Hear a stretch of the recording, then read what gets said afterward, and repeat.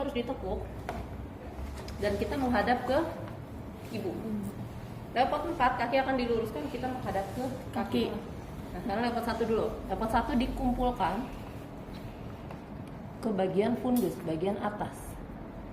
Ya, bagian fundus. Nah, ini kita raba. Teraba, bulat, lunak, tidak melenting. Apa? Bokong.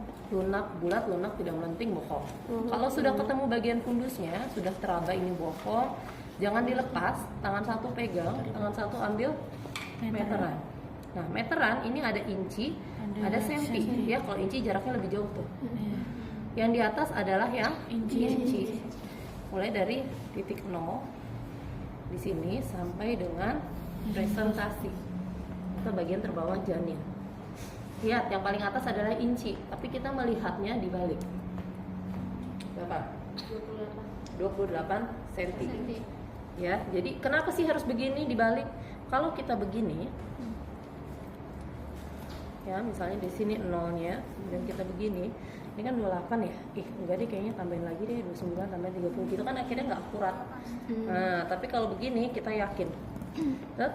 Balik. Oke, 28. Karena ini menentukan tadi usia kehamilan dan taksiran berat janin. Sudah, leopard 1 menentukan bagian apa yang difundus dan mengukur tinggi fundus. Kemudian leopard 2 kaki masih ditekuk, kita masih menghadap ke ibu. Posisi tangan kita di kanan dan di kiri. Tangan kanan mendorong, tangan kiri meraba. Oke, ini teraba keras seperti papan, lurus keras seperti papan. Punggung. Yang di sini ini kita dorong, sini kita raba. Sini terdapat ruang kosong dan ada bagian-bagian kecil ekstremitas.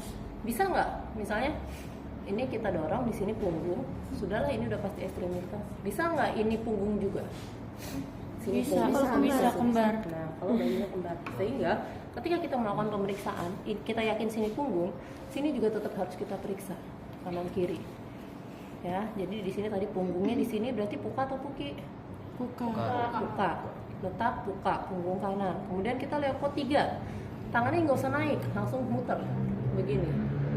Ya, karena biasanya ruang pemeriksaan itu dingin. Ketika kita sentuh begini baru lepas, sentuh lagi ibunya kaget, bayinya juga nggak nyaman dalam karena dingin ya. Nah, leopard 3, tadi kan leopard 2 begini, leopard 3 begini, kaki masih ditekuk. Yang ini mendorong fundus, yang ini bentuk C, memegang bagian presentasi.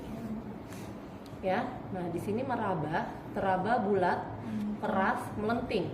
Apa? Kepala. Kemudian kita goyangkan. Yang ini tetap di sini menahan fundus. Kita goyangkan. Kalau dia tidak goyang berarti Masuk ke PAP. Oke, kalau dia goyang, Belum. kalau belum masuk apa yang selanjutnya dilakukan? Langsung ukur DJJ, tidak perlu leopard 4. Tapi kalau kita goyangkan dia tidak goyang, berarti masuk PAP. Untuk PAP berarti kita lanjutkan dengan leopard 4. Leopard 4 kakinya diluruskan.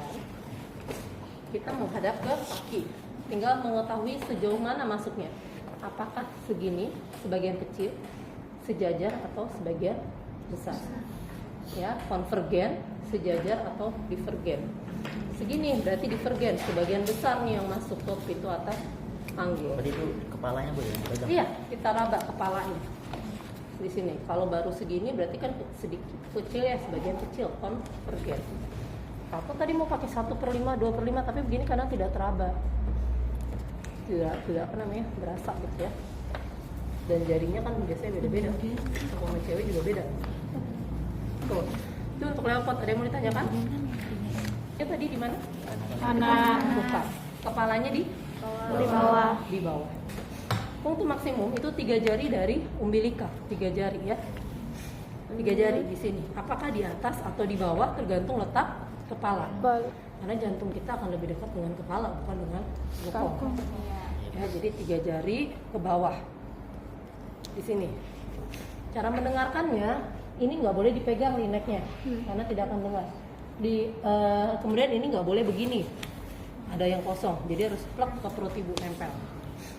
Dengarkan begini, kita pegang nadi ibu, Tadi kalau terdengar sama berarti ini nadi ibu ya. Kita pindahnya kemana? Carinya ke bawah, bukan ke atas karena kepalanya di bawah.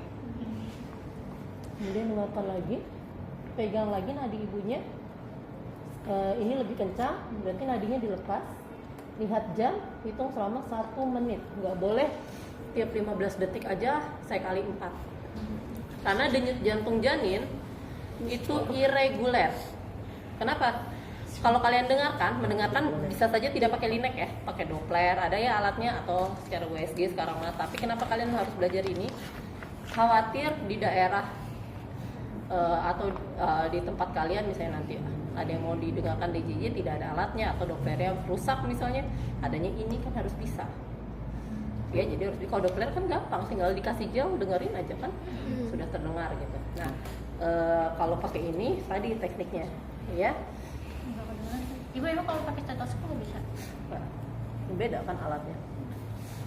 Nah, kalau pakai ini kita dengarkan tadi normalnya 120 sampai 160 menit ya. 160 kali per